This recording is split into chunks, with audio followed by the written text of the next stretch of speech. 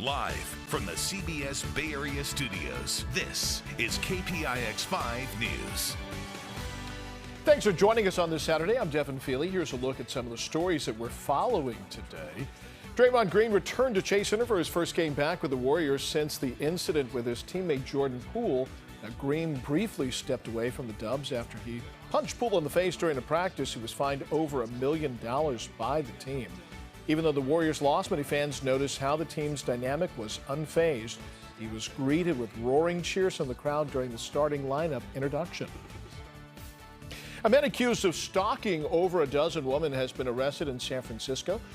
They claim the victims, the 34-year-old Bill Hobbs, grabbed their body, kissed them, and followed them home, even entering some of their residences. They say it's been going on for weeks in the Mission and the Marina districts. Really unpleasant, and it just hits you immediately. Outhouse. It smells like a freaking outhouse. An odor has been lingering for weeks. How long it could take to fix a foul smell that's bothering residents in Crockett. Good morning. It is Saturday, October 15th. Thanks so much for joining us. I'm Devin Feely. Let's start with a quick check of our weather with First Alert meteorologist Darren Peck. Once again, Devin, it's a very gray start to the morning. If we take a look at the view from the top of the Mark Hopkins Hotel over the city, certainly gray here, but that sky is repeated Bay Area wide. We've all got that same view. The good thing with this morning is the cloud base is higher, so we're not dealing with fog on the roadway. And the North Bay Valleys had really been dealing with that for the last couple of days. Santa Rosa, the sensor out there just shows clouds and not fog. It's in the mid to upper 50s pretty much everywhere. We're all in the same place temperature-wise. You can see how widespread the clouds are. I'll show you how that plays out coming up in the complete forecast. How long does it take for this stuff to melt back to just the beaches? It's going to happen today like it does every day. We'll time it out coming up in the complete First Alert forecast. I'll show you how much of it's going to linger over the bay because it's not going away for everybody today. And daytime highs are going to be noticeably cooler. We're only going to be in the mid to upper 70s for those warmest inland spots today, and tomorrow even gets cooler. See what that in a bit. Devin, back over to you.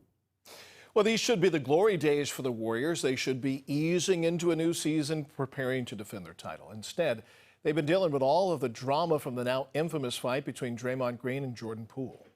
Draymond, Jordan Poole, Wiggins, and Steph. The two were back on the court yesterday, and KPIX Live's Betty Yu was at Chase Center to see if things were business as usual. It was a disappointing loss for the Warriors, but many fans tell us that they came out to see how the team would gel and how other fans would react to Draymond's presence on the court.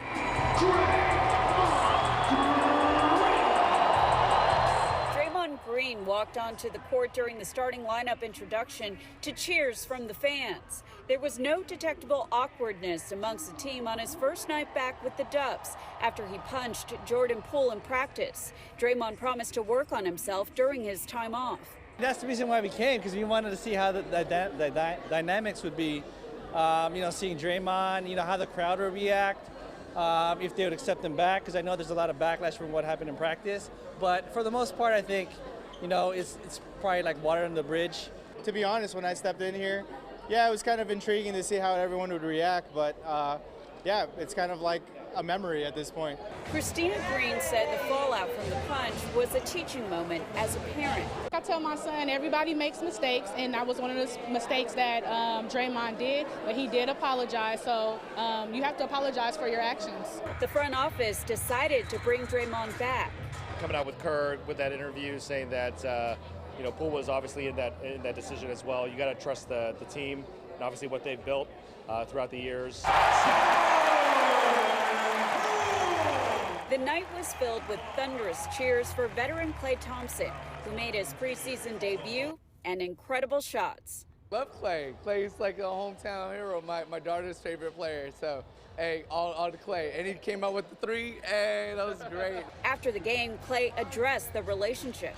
It's in the past, and it's very unfortunate, but I think ring night and time will heal all wounds. I love both those guys. I mean, Jordan's like a little brother. At Chase Center, Betty Yu, KPIX 5. We'll have highlights from the game coming up in a few minutes in sports. The Warriors open the regular season on Tuesday at home against the Lakers. Now, the team is encouraging fans to arrive early for a championship ring celebration. A man accused of being a serial stalker has been arrested in San Francisco. More than a dozen women have come forward claiming to be victims, and we have seen countless stories online. 34-year-old Bill Hobbs was arrested on Friday near Fort Mason. He's accused of terrorizing women for weeks in the marina in the Mission District. Victims claim that he grabbed their bodies, kissed them, followed them, and entered their homes. And after weeks of reports from victims, a judge issued an arrest warrant yesterday. The suspect faces charges of felony false imprisonment, assault, and sexual battery. The district attorney's office tweeted out, "Thank you to members of the public, the victims, and brave women who came forward. Our office will now seek pretrial detention because, if released, Mr. Hobbs presents a clear and present risk to the public safety of San Francisco." The Bay Area's Sugar Town is not really smelling so sweet right now. As KPIX Sarah Donchi reports, residents and business owners in Crockett are raising a stink over an odor that's been hanging around their community for weeks. What does it smell like? Outhouse. It smells like a freaking outhouse. Rotten eggs, but with a chemical smell attached to it. A really pungent, fishy, like you were saying, like sulfury smell, just really unpleasant, and it just hits you immediately. This is not the kind of small town welcome people in Crockett want to project to the rest of the Bay Area. But something is projecting. It's been a terrible nuisance. There's not any foot traffic on the street. County leaders say hydrogen sulfide is coming from a nearby wastewater treatment plant at the C&H sugar refinery. The county issued a health advisory Friday and has been monitoring the air. Exposure can cause headaches and nausea, though doctors say at low levels the gas isn't dangerous. Not much is known about long-term exposure, though. Obviously, we recognize that this has been going on for several weeks now. And so we are paying attention to sort of the cumulative timing that people have been exposed to hydrogen sulfide. The people of Crockett have been breathing hydrogen sulfide. The problem has been the talk of the town. People voiced their frustrations at a packed town hall meeting Thursday. We were sitting outside taking our break, and that night I was so sick. I have asthma. So I coughed all night, I had a horrible headache, I was achy. The next day I couldn't even open the shop. It's more than just an inconvenience. Shop owners say it's dragging down business. People don't want to stop, so even the people in town aren't out that much. So it's been really, my business has been really slow. It's just so frustrating. Just fix it. Just fix it. The operator of the treatment plant tells us this all goes back to last month's extreme heat wave, which caused the reactors to overheat. They have cleared out hundreds of air diffusers in 3 reactors to make that smell go away. They just finished work on the 2nd reactor and will be tackling the 3rd next week. There was a big emergency response in Oakland after a fire at a senior living facility.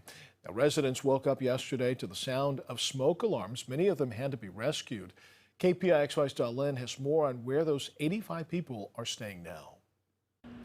Most of the evacuated seniors are temporarily staying at this building behind me. It's another senior facility owned by the same company. That company is still trying to figure out how and where they're going to house so many evacuees. It was an abrupt wake-up call just before 6 in the morning.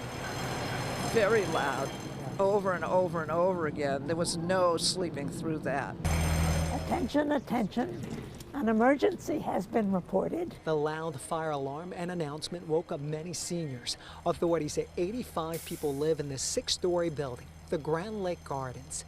The fire broke out in a 5th-floor unit. They were still in their night clothes, their slippers, some were even just in their socks. 75-year-old Lois Blumsack evacuated with just the clothes on her back. She was able to walk out, but many of her neighbors had mobility issues. Some waited for rescue from their balconies. The residential high-rise, we have approximately 20 residents on the 6th floor. While some firefighters focused on the firefight, others went from unit to escort trapped residents out. I didn't know that we were all going to be evacuated. I mean, that was pretty alarming. Well, the evacuation was because of water damage. Yes. Yeah.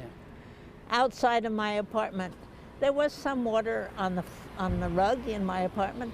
The Oakland Fire Department could not get any water at first. They say the standpipe in the building that was supposed to supply water failed to work.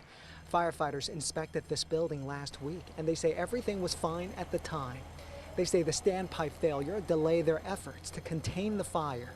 They had to drag thousands of feet of hoses up multiple floors to put out the flames. The occupant stated that She noticed a power strip that was sparking. It caught a blanket that was on fire on the adjacent couch. Despite the challenges, the fire department safely evacuated 85 seniors. Paramedics took 3 seniors to the hospital for smoke inhalation. They say 1 firefighter had minor injuries as well. The fire department says of the 85 seniors evacuated, 77 were taken to this location. It's unclear how long they'll be displaced. Many units have water damage. In Oakland, I'm Dahlin. KPIX 5. San Francisco fire crews crossed the bridge that helped take dozens of displaced seniors out of the fire zone. That was both the seniors and their pets. This puppy named Grayson and a cat named Buster were among the animals that got out safely.